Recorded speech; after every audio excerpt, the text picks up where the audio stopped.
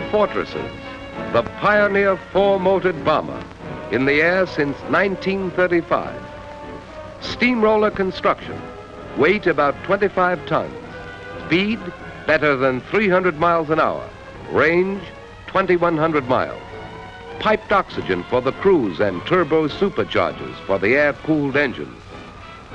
The Norden bomb sight, a bomb release that drops them out in perfect stacked formation. A precision bomber at 30,000 feet and up. A combat plane at any level. The firepower of a dozen or more high-rate 50 caliber machine guns. A bomb load of 3.5 tons. But in the early summer of 1942, the big question was dark. The fortresses had raked through the Pacific skies from Luzon to Midway. But could they bomb Europe? Could they fly and deliver and get back in broad daylight against the full fury of the enemy? Some of the experts said no. Not enough gunpowder, not enough armor, not enough speed or range or ruggedness. The losses would be too high. Here is a motion picture record of the first all-American flying fortress raid over Europe. The men crowd into the operations hut, under the windsock, traditional as the yellow flag of quarantine.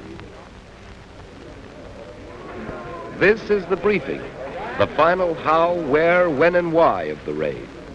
I have your attention, please, gentlemen. The pilots have all checked their crews. Everybody present and accounted for. For a long time, we've all been working very hard. The work has been grueling. It's produced results, and our standard of performance is very high. The fact is, however, unless that standard of performance remains high on an actual enemy target, all our work is going to go for nothing. Today we have an enemy target. Gentlemen, this is the real thing. This is the first operational mission we're going on. Now, you've all been issued your maps. You will note that the target is RP9X55. You will find that the recognition of the actual target area, if you follow your maps, will not be a matter of very great difficulty. As you come in from the southwest, you pass a range of rather high hills, ending in a knob of rock which sticks up quite a considerable distance. You will note that to the left of the knob as you approach, and not very many miles away, is a lake. You progress past that lake, and you will pick up the area of the town without very much difficulty. Remember, when you approach the town, what your indicated altitude is going to be. Remember that you are not to go below that indicated altitude. Now, as you approach the area, you're going to run into rather heavy concentrations of flak. That flak has to be watched for. You've got to deal with it as you've been taught to deal with it. We have a time check, please. Gentlemen, it is coming up on 45. I shall count the 5. 40, 41, 42, 43, 44, 45. That's all.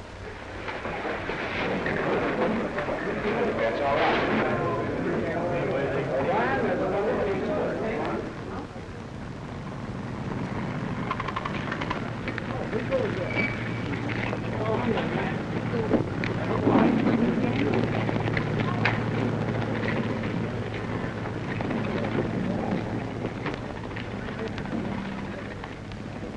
Ten men to a ship, the combat team. 10 men blending together like a good jazz band.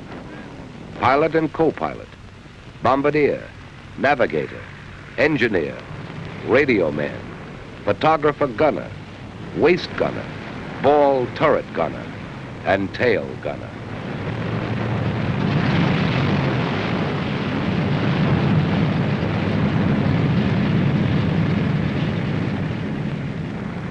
The ground men pull the chocks and the first plane hauls her nose round into the wind.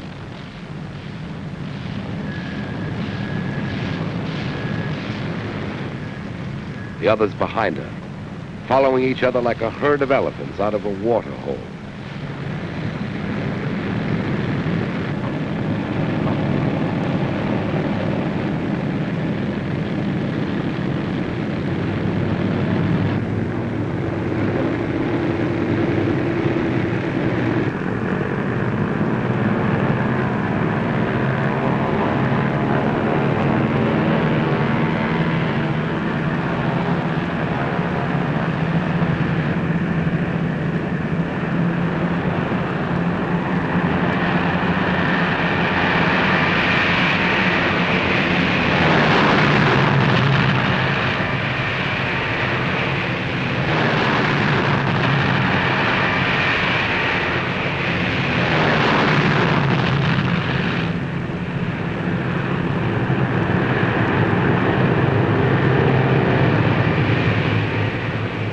The fortresses seem to flatten down, gathering way and lift, out toward the continent, out toward the enemy. The ground crews watching and hoping. Their half of the job done.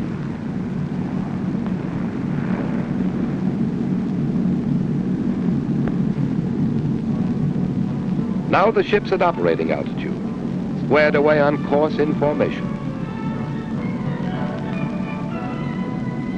Keeping station, each plane helps to cover the others. Together they make one round, bristling hedgehog of fire. The pale, glimmering English sun and the English fields checkerboarded below. Americans from Massachusetts, Idaho, and Kentucky, a long, long way from home. The target is Rouen, the railroad yards. They come in from the northeast in tight formation, very high, and visible from the ground, and make their bombing run as the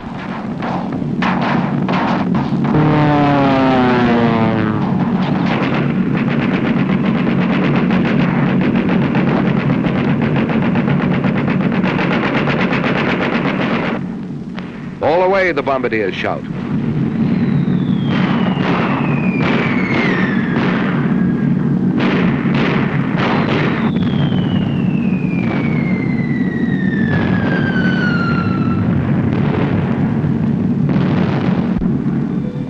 They group in elements of 3 for the run home.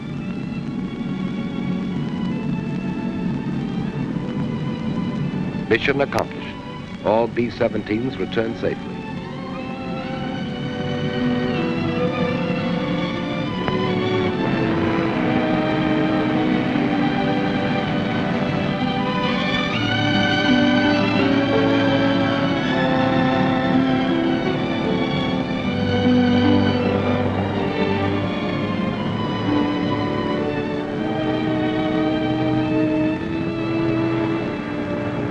More raids followed.